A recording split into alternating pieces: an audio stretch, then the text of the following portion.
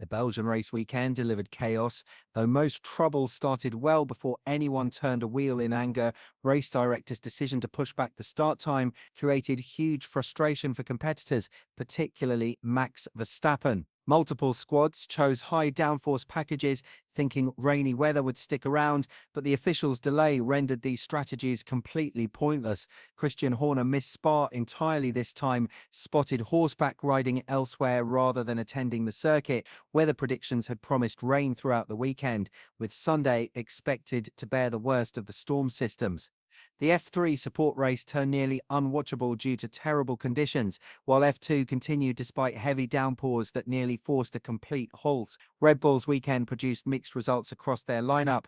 Yuki Tsunoda expressed frustration after Saturday's strong performance failed to continue. Confusion arose when his race engineer called him into the pits exactly as he passed the entry point, creating an impossible situation. Laurent Mekies had transferred the latest floor components from Max's spare car to Tsunoda's machine, which performed brilliantly yesterday but offered zero benefit in today's challenging circumstances. Hamilton began race day with a kind gesture, visiting the Mercedes garage to speak with Kimi, likely attempting to lift his spirits following their poor qualifying session. Following this, Hamilton accepted a 60-place grid penalty, allowing Mercedes to implement major modifications, including fresh suspension components, aerodynamic adjustments, and a brand new power unit. Since starting from the pit lane would happen regardless after his qualifying mistake and track limits violation, the squad seized this opportunity to replace nearly everything possible. Mercedes technicians assembled Hamilton's machine with maximum downforce settings, expecting wet weather to persist and enable him to climb through the pack. His early race performance looked spectacular, slicing through positions with incredible precision during the opening stages. However, when track surfaces improved faster than anticipated due to the extended delay, this wet weather configuration became a massive hindrance rather than an advantage. Strategic decisions about car configurations became complicated because teams couldn't predict whether officials would actually begin the race or continue postponing. This uncertainty affected squads' aerodynamic choices, with Mercedes applying identical high downforce thinking to Antonelli's vehicle. Esteban Ocon's machine carried significantly less wing compared to Ollie Behrman's configuration, leading many to expect Ocon would struggle initially. An amusing grid moment occurred when Jos Verstappen encountered Nico Rosberg's aggressive questioning. Rosberg pressed Jos about his previous statements regarding Horner's position at Red Bull, asking directly about wanting the team principal removed.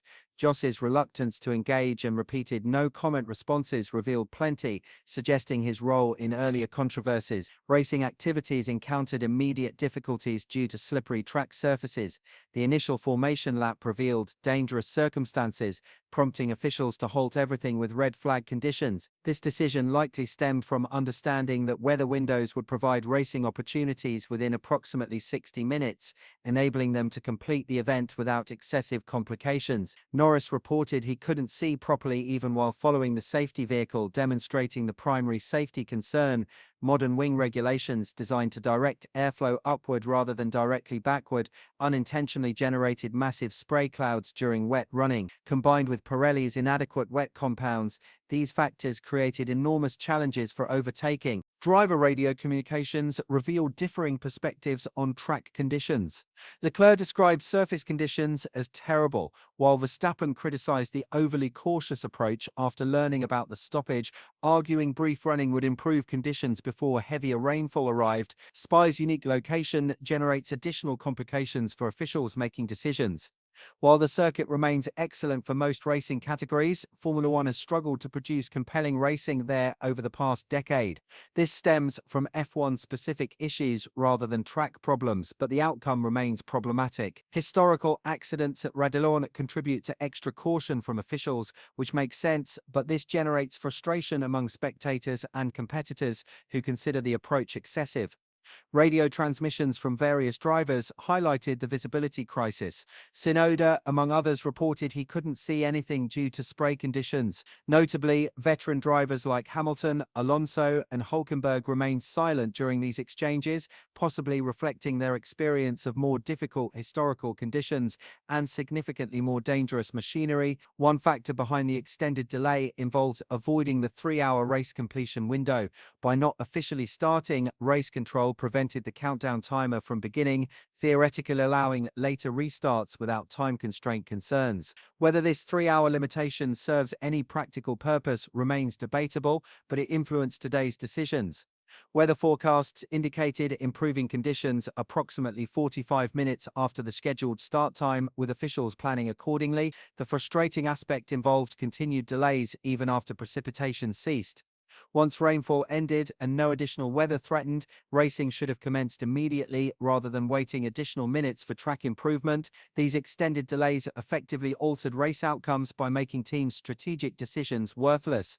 Hamilton and Antonelli, beginning from the pit lane with maximum downforce setups, discovered their wet weather advantages negated by the artificial postponement. Many competitors selected similar approaches, expecting prolonged wet conditions that never materialized due to management decisions rather than natural circumstances. Officials also modified formation procedures, extending the minimum distance behind safety vehicles from 10 car lengths to 20, presumably addressing visibility concerns specific to this circuit. This represented another significant procedural change implemented immediately before racing. When racing finally commenced, sunlight had emerged despite continuing track moisture. A standing start remained feasible rather than the rolling restart ultimately selected, representing another conservative decision that may have unnecessarily restricted racing excitement. Safety car withdrawal occurred around lap 4, with Oscar Piastri immediately seizing the race lead through the opening corners.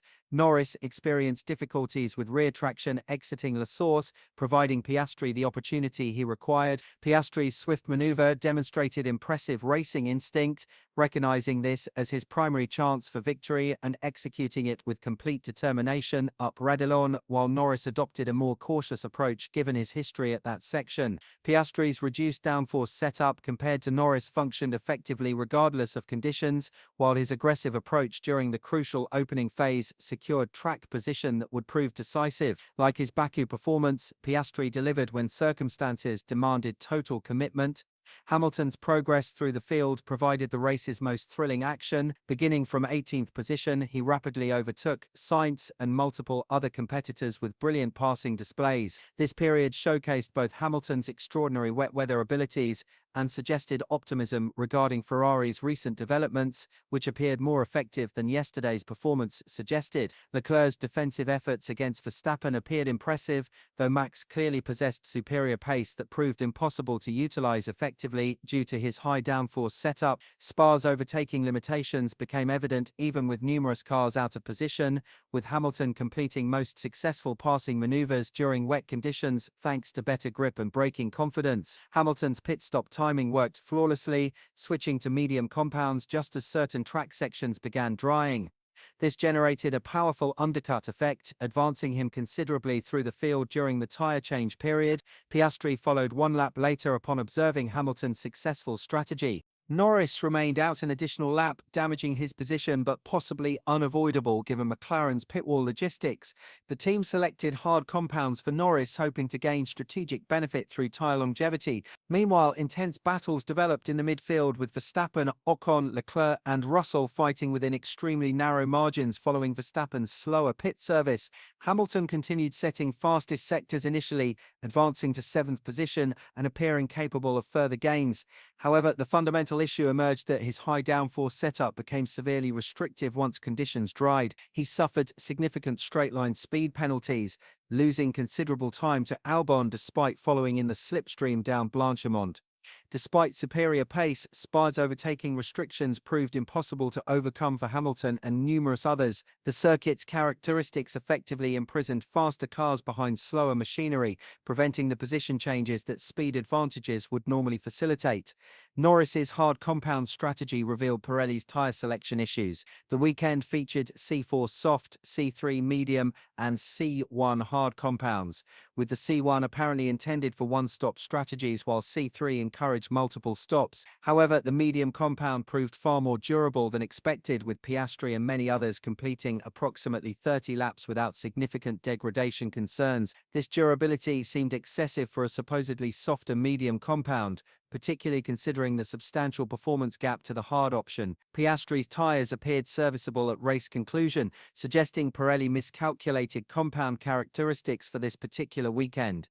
Observing Piastri's successful one-stop strategy, Norris pushed frantically to reduce the gap, driving at absolute maximum attack level. This generated several errors, including lockups and a significant moment at Perforn, as he explored the ultimate performance boundaries. While critics might highlight these mistakes, excluding the initial start incident, none would have provided sufficient advantage for overtaking, given Spa's inherent difficulties and the minimal tyre performance differential. Hamilton received constant fuel-saving instructions, lifting and coasting extensively throughout his stint. This prevented potential advancement past Albon and emphasized Ferrari's continuing efficiency problems. Leclerc, meanwhile, delivered outstanding defensive driving to contain Verstappen's superior pace throughout their prolonged battle. Sainz unfortunately missed ideal pit timing and found himself stranded in strategic no-man's land without sufficient speed to influence events. Piastri received encouraging messages about tyre condition and successfully managed his compounds to the finish.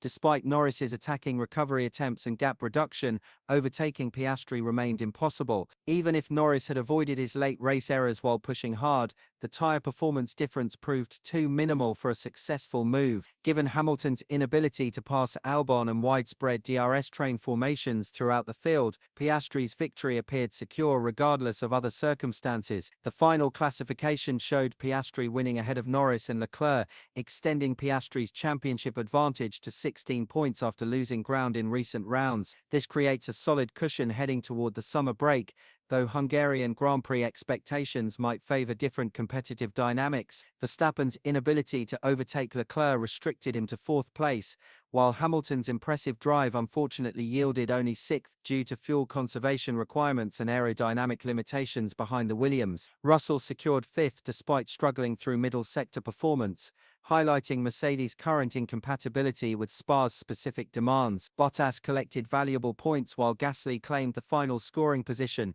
with Lawson's double points finish proving significant given Tsunoda's disappointing result further down the order. Post-race discussions focused heavily on procedural decisions and timing controversies. Verstappen voiced strong opinions about the excessive delays, suggesting racing should have commenced approximately 1 hour earlier than actually occurred. He acknowledged that different strategic choices would have emerged with advanced knowledge of limited wet running, emphasizing how management decisions influenced competitive outcomes. The championship standings reflect these Belgian Grand Prix results, with significant implications heading toward the summer break and subsequent Hungarian round. The weekend ultimately demonstrated both exceptional individual performances and systemic issues regarding race management under challenging conditions.